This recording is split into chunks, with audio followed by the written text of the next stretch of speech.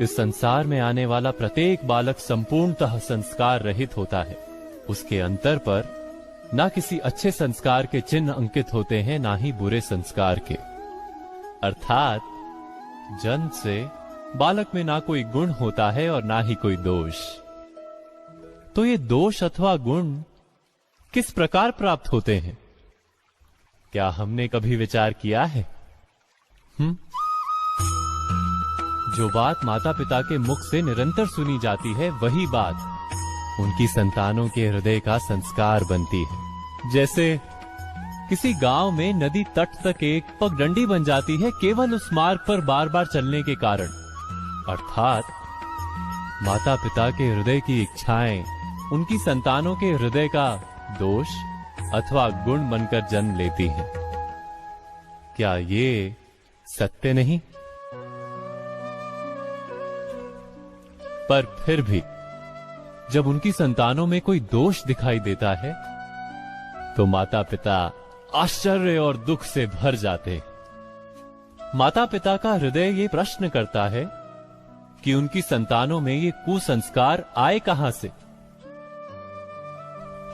सत्य तो यही है कि माता पिता अपनी संतानों को अनजाने में ही कुसंस्कार के बीज दे देते हैं, जो उनके संतानों की हृदय भूमि पर कुसंस्कार का वृक्ष बनकर उगता है। अर्थात अपनी संतानों को सुसंस्कारी और धर्ममय बनाने की आशा रखने वाले प्रत्येक माता पिता को प्रथम अपने हृदय की इच्छाओं पर अंकुश रखना क्या अनिवार्य नहीं?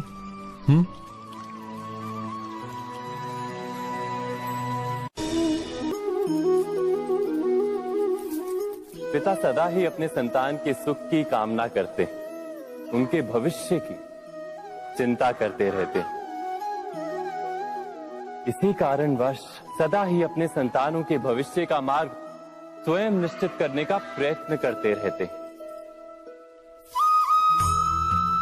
जिस मार्ग पर पिता स्वयं चला है, जिस मार्ग के कंकर पत्थर को स्वयं देखा है, मार्ग की छाया, मार्ग की धूप को स्वयं जाना है, उसी मार्ग पर उसका पुत्र भी चले, यही इच्छा रहती है हर पिता की। निस्संदेह उत्तम भावना है ये, किंतु 3 प्रश्नों के ऊपर विचार करना हम भूल ही जाते। कौन से प्रश्न? प्रथम प्रश्न, क्या समय के साथ प्रत्येक मार्ग बदल नहीं जाते? क्या समय सदा ही नई चुनौतियों को लेकर नहीं आता?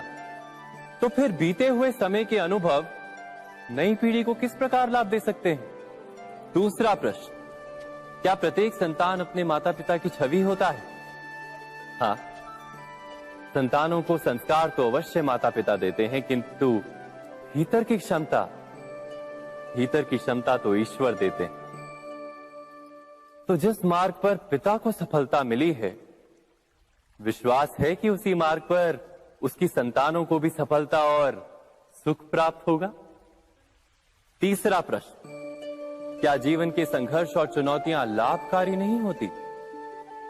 क्या प्रत्येक नया प्रश्न एक नए उत्तर का द्वार नहीं खोलता? तो फिर संतानों को नए नए प्रश्नों, संघर्षों और चुनौतियों से दूर रखना, ये उनके लिए लाभ करना कहलाएगा या हानि पहुंचाना? अर्थात जिस प्रकार संतान के भविष्य का निर्माण करने के बदले उसके चरित्र का निर्माण करना श्रेष्ठ है, वैसे ही संतानों के जीवन का मार्ग निश्चित करने के बदले उन्हें नए संघर्षों के साथ जूझने के लिए मनोबल व ज्ञान देना अधिक लाभदायक नहीं होगा? स्वयं विचार कीजिए।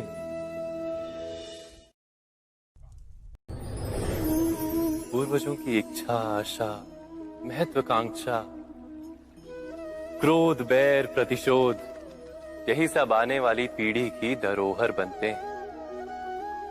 माता पिता अपनी संतानों को देना तो चाहते हैं समस्त विश्व का सुख, पर देते हैं अपनी पीड़ाओं की संपत्ति। देना चाहते हैं अमृत, पर साथ ही साथ विष का घड़ा भी भर देते हैं। आप विचार कीजिए, आपने अपनी संतानों को क्या दिया आज तक? अवश्य प्रेम, ज्ञान, संपत्ति आदि दिए, पर क्या साथ ही साथ उनके मन को मैल से भर देने वाले पूर्व ग्रह नहीं दिए? अच्छे बुरे की पूर्व निर्धारित व्याख्याएं नहीं दी? व्यक्ति का व्यक्ति के साथ, समाजों का समाजों के साथ, राष्ट्र का राष्ट्र के साथ संघर्ष क्या इन्हीं पूर्व ग्रहों से निर्मित नहीं होते? हत्या, मृत्यु, रक्तपात क्या इन्हीं पूर्व ग्रहों से नहीं जन्मते? अर्थात माता पिता अपनी संतानों को जन्म के साथ मृत्यु का दान भी देते हैं, प्रेम के प्रकाश के साथ साथ घृणा का अंधकार भी देते हैं, और अंधकार मन का, हृदय का हो या वास्तविक हो, उससे केवल भय प्राप्त होता है, केवल भय। स्वयं विचार कीजिए।